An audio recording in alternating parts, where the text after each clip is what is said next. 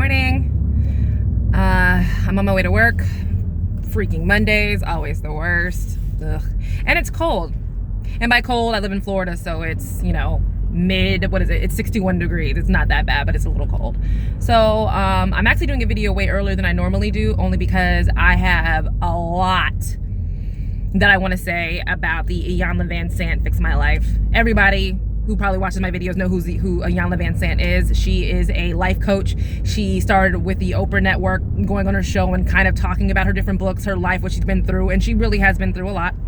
And now she has a show, Iyanla Fix My Life, where she goes around and fixes different people's lives, sometimes regular people, sometimes celebrity, sometimes just, headline making stories. So I normally watch Iyanla because I think it's funny. Not because I like seeing people in pain, it's not why, but because Iyanla is one of those women who feels like everything can be fixed if you just lay your head on my bosom or sit in my lap and I can hug you and give you your mother's love. And it makes me laugh because a lot of these people she's doing it to aren't children. They're in their, sometimes in their 50s, her just saying, come to me, baby, let me hug you and make it better. So it kind of can be funny.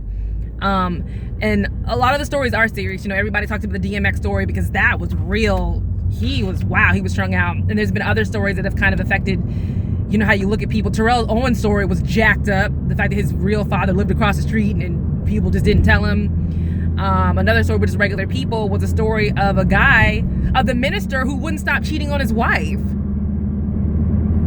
He would cheat all the time. She tried to fix the marriage. He would want to fix it for a little bit. She does some serious stories. So anyway, I digress. So this story this time was about Kamiyah Mobley. And about a year ago, it was discovered that Kamiyah was not product, but she was abducted by the woman who raised her when she was only 8 hours old.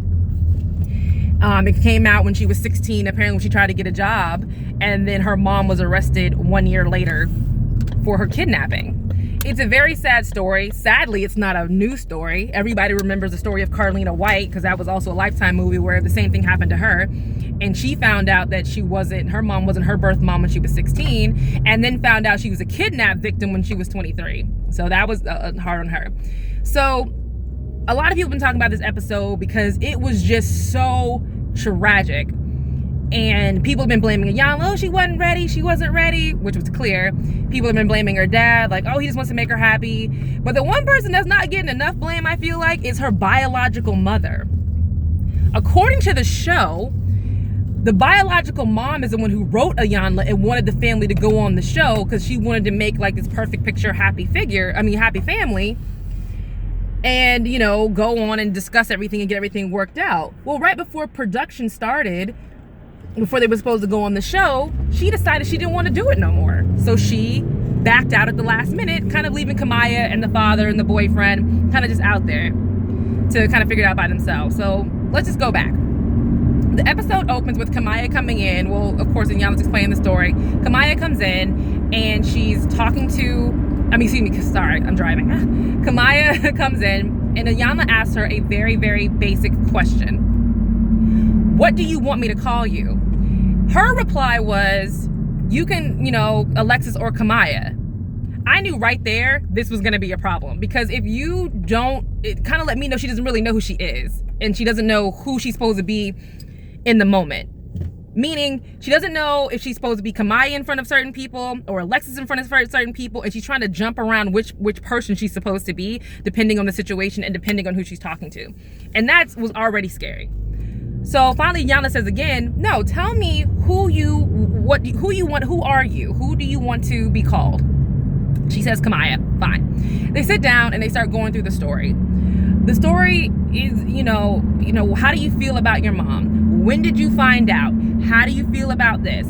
And the girl was a zombie, a wide-eyed, blank, numb zombie. Like, she wasn't really saying anything. The only time she kind of showed emotion was when Iyanla was kind of saying, how do you feel about your mother lying to you? Not her biological mom, the mom who raised her. How do you feel about her lying to you? She's lied to you for all these years. How do you feel about that? Do you feel your mother is a liar? And you could see her tense up. That was a trigger word for her. And she told Iyanla, and Iyanla kind of said it again, and she told Iyanla, I don't like to think of my mom as a liar. which most kids don't. And I get, and I think a lot, Iyanla was doing that to see, I need to see where her emotions are for her mother. And as you can see, that girl still loves her mom unconditionally. She's sad about what happened, but how can you not love someone who's raised you for 19 years? You know? Then they start going into, well, why is your biological mom not here? And she said, well, because, you know, she doesn't like that I post about my mom, that I miss my mom, that I love my mom. And she kind of goes back and forth about that with me, and it makes her angry. And according to Kamiyah, the mom has blocked her on social media or made different comments and kind of just shuts down on and off and yells at Kamiyah about it. I get the way the biological mom is feeling, but that had nothing to do with Kamiyah. That has to do with you. You were taken away from your daughter for 19 years. That's a lot of time to miss out on your child. My mom and I talked about this, and you know, you can't just, that's a lot of time to miss out on so many things that happen, and you're just missing out on everything. And I feel, my personal feeling, it's great when you find a kidnap victim. It's worse to me when you find out that your child has been alive this entire time and you missed out on everything, and now that child doesn't even know you.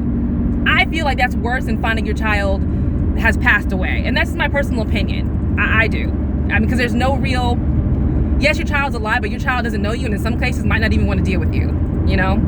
So, but that has, like I keep digressing, that has nothing to do with Kamiyah. Kamiyah loves this woman. This woman has raised her. You know, you can't fix her feeling. And it's like a real battleground between the biological mom and Kamiyah, who's like, I'm not going to give up a relationship with her. She raised me. And the mom feeling angry because she was cheated out of a lot. You know, she was cheated out of a lot. Then we get to witness some ghetto math. And I saw this on Twitter and it made me laugh so hard. Kamiyah's father comes onto the show. Kamiyah's father is 42. The mother is like in her mid-30s. Kamiyah is 19. When people did the ghetto math, they realized that her father was 24 and her mother was 16 when she had them. To me, my first mindset was like, isn't that illegal? And he said he didn't find out that she was 16 until much later. When is much later? After the baby was kidnapped, or after the baby she got pregnant? When did you find out she was 16, and how did he not get in trouble for statutory rape? But that's a whole other story. But it was funny watching everybody on Twitter go, wait a minute, that's not how math works. 16 and 24, this don't seem right. It seems illegal, but that's another thing. So the story, they keep continuing to talk to the father, who does love his daughter, but he does not want the daughter to have a relationship with the mother, the woman who stole her. That's just what it is. It's sad. I understand his feeling, but Iyanla said, nope, that's not how this is going to work. You can't have that. That's not something that anybody can give you, and it's never going to happen. So Iyanla does her typical stuff, taking this girl into a room full of white gauze and telling her it's the womb and she can feel protected and safe. And this is typical Iyanla. It always makes me laugh when she does stuff like this. She tells everybody to write things down about Kamiyah. And of course they write down she's smart, she's sweet, she's, you know, headstrong, she's hardworking, this and that. They write down all these wonderful things. And then Iyanla writes down things, and you can see Kamiyah kind of laying down on the bed and wrapped up, but she's still not showing any emotion. Everything is very robotic. It's very tense. Like, she's not showing anything. So Iyanla goes downstairs, leaves Kamiyah in the room to kind of write on the board and think about herself, and goes down the stairs like, listen, this is not going to work unless she shows some emotion. She keeps saying that she doesn't feel anything and that she's okay and things are fine, but I know things are not fine. We need to find a way to break her out and break her of these, you know, of this thing, and get her out there so that we can then start working on it. But she has to be honest that she does feel something.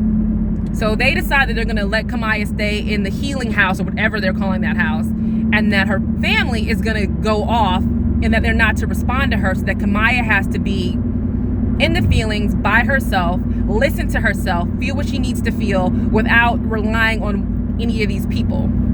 Which I understand that, but, you know, Iyanla could have explained it a lot better. I knew what she was trying to do, but those people didn't understand it, so she probably should have explained it a little bit more eloquently, rather than saying, if she calls you, don't answer the phone. And the dad asks an important question, you know, I don't know, and then says, well, what if this doesn't work? And that's a valid question. Like, what's plan B? And Iyanla said, what do you have to lose? Which is true, and they ain't got nothing to lose. So she goes upstairs and tells Kamiyah, you're gonna sleep here. And Kamiyah, almost like a little girl, was like, I'm gonna sleep here? And, was kind of like, I'm a little on the fence, but I'm gonna sleep here, no big deal. Then Iyanla pops her head back in the room and says, oh, by the way, if you try to call your dad or your boyfriend, I've instructed them not to answer your phone calls. Then Kamiyah, it's almost like a light switches on. Like someone flips a switch, and this girl goes from no feelings, calm, numb, kind of off, to all of a sudden a bat out of hell.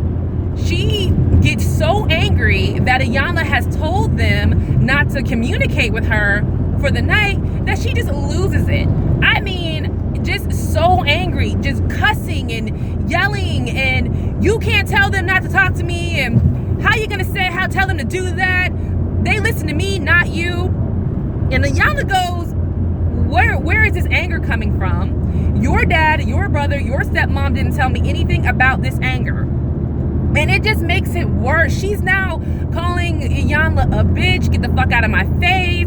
Get the fuck out of my face. Cameras guys, get out of my face. Like, they better answer the phone. They listen to me, not you. It was Mach 5. It was ridiculous. And of course, Iyanla had been doing this a while, so she wasn't fazed because she knew this anger was inside of her. I think all of us who watched this program knew this anger was inside of her. I just didn't know when it was going to come out. And it came out in the most jacked up way possible. She was just angry. And I feel like she was angry at the wrong person. Yeah, Iyanla's delivery sucked about the being, her standing there by herself was bad. But the things Kamiyah was saying about how are you going to tell my ride to leave? How are you going to leave me stranded? What are you talking about stranded? You're in a house full of production. No one's going to leave you stranded. And also, I'm pretty sure they weren't your ride. I'm pretty sure they sent a car service to get you guys from the hotel to bring you back. You weren't stranded. Her arguments didn't make any sense. It was just blind rage. Just blind rage. Then they finally tell her, after she semi-calms down, after throwing a water bottle at the wall, cussing at Iyanla, she goes downstairs because they say, your dad wants to talk to you. The dad doesn't even attempt to calm her down. That little holding her arms back, he barely said anything. He wasn't like, Kamiyah, you need to stop. You're speaking to an adult. Or Kamiyah, you need to calm down. He wasn't doing anything. He was just keeping her from hitting Iyanla, which Iyanla was unfazed. She was like, if she's going to swing on me, she's going to swing on me. Then she started saying things like, I'll punch this bitch in the face. I'll stab this bitch. I've stabbed bigger bitches than this. It was so violent. And her father said, oh, we've never seen this side of her before. That's a damn lie. That's a damn lie. Y'all ain't never seen it. You know who's probably seen it? Her biological mother. Her biological mother has seen this anger. And that's why that woman probably didn't want to come, because she knew that anger might be directed to her. That wasn't new to them. And even the boyfriend, who also looked numb and like her boyfriend looked old. Like he works at a refinery at night, and then during the daytime work at Walmart. Like he looked so old, like he'd been through some things too. But he's seen that kind of anger, because even when he came in and Iyanla moved the camera, he wasn't shocked by the behavior. He was just trying to calm her down. And it seemed like he's had to do that before. But it was just so angry, and I feel bad for her because this is not the first or the last time. And the way she's talking, like she said she's hit bitches bigger than her before, that means this anger has happened before. You've lost it on people for no reason. So that to me means one or two things. You weren't raised properly to, number one, to cuss at an adult. Number two, you're angry as fuck at everybody in the world because of what happened to you. But I really think it's really because of how she raised. No person, even if your mom kidnapped you and you got dealing with all this stuff, you would still have some respect for adults. Like, for you to tell a grown woman, someone who's old enough to be your grandmother, great aunt, we'll say great aunt, and tell her that you would stab her, that's anger. That's blind rage. That is just, it's ridiculous and crazy. So they leave, and Iyanla says, I'm done. I'm cool. I'm not gonna fight you for your healing. You're not gonna call me every name but a child of God and think I'm gonna stay here. You don't want to be healed. I'm not gonna force you. So fast forward to day 2. They bring in Carlina White, who was always planned to come, and they wanted her to sit down with Kamiyah and say, I'm the only person who understands what you're going through. The same thing happened to me. I understand where you are. It would have been perfect to have these two women talk. People kept saying, oh, she should have brought out Carlina first. Well, it's day 2, so Day 2 seems like a pretty beginning of the process. Maybe not first, but still beginning of the process. So it's not like she brought out Carlina after day 5 or day 4. She brought her out the second day, you know, to say, hey, I get how you're feeling. So it was sad. And Carlina said, I felt the same way. I didn't want to be bothered with anybody, and I had to shut myself down and realize who I was and you know, come back to who I wanted to be. So the other part of the story that gets really interesting is now Kamiyah and her father go on Instagram Live and Facebook Live to blame production and Iyanla for doing all these things, keeping them in the rain, lying to them, how they wanted Kamiyah to get mad and this and that. It's so silly. Because instead of focusing on the real problem, everybody wants to blame someone. You can't blame someone when it's everybody's fault.